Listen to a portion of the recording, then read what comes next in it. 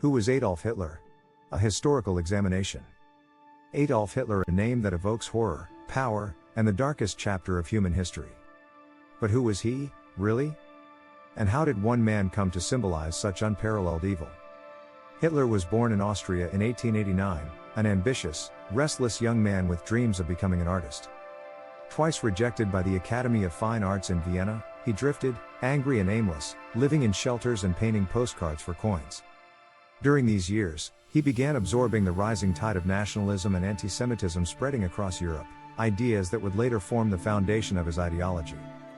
When World War I broke out, Hitler enlisted in the German army. For him, the war was a revelation, a sense of purpose, a cause greater than himself. But Germany's defeat in 1918 shattered that purpose. Like many veterans, he felt betrayed. The loss, the harsh terms of the Treaty of Versailles, and the collapse of the German Empire became the perfect soil for resentment. In the chaotic years that followed, Hitler found his voice. He joined a small nationalist party, the German Workers' Party, and quickly became its leader. Through fiery speeches, he promised to restore Germany's greatness, blaming its downfall on enemies both within and without, communists, the Allies, and above all, the Jews. This is where history and morality collide. For the Jewish people, Hitler's rise was not just political, it was existential. He turned centuries of European antisemitism into official state policy. He redefined German identity in racial terms, excluding Jews from every aspect of public life.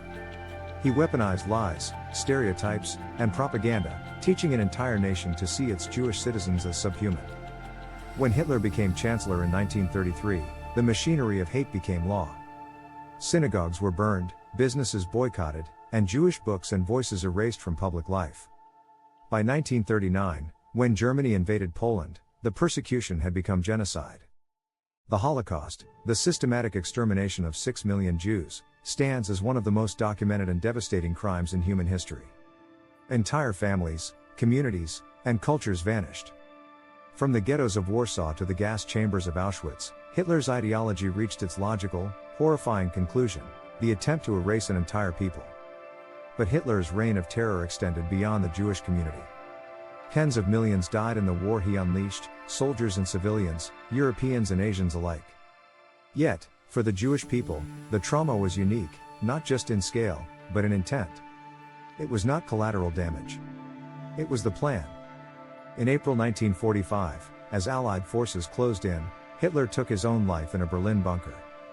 He died as he lived, consumed by delusion, unrepentant, convinced he had been betrayed. And yet, his death did not erase the consequences of his actions. The world that emerged from his destruction vowed never again. Out of the ashes of the Holocaust came renewed determination, the birth of Israel, the codification of human rights, and the ongoing struggle to confront hatred wherever it hides. So who was Adolf Hitler? A failed artist. A soldier turned dictator.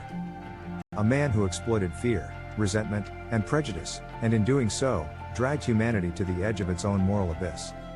History remembers him not for greatness, but as a warning of what happens when hatred is left unchallenged, and when a nation confuses fanaticism with destiny.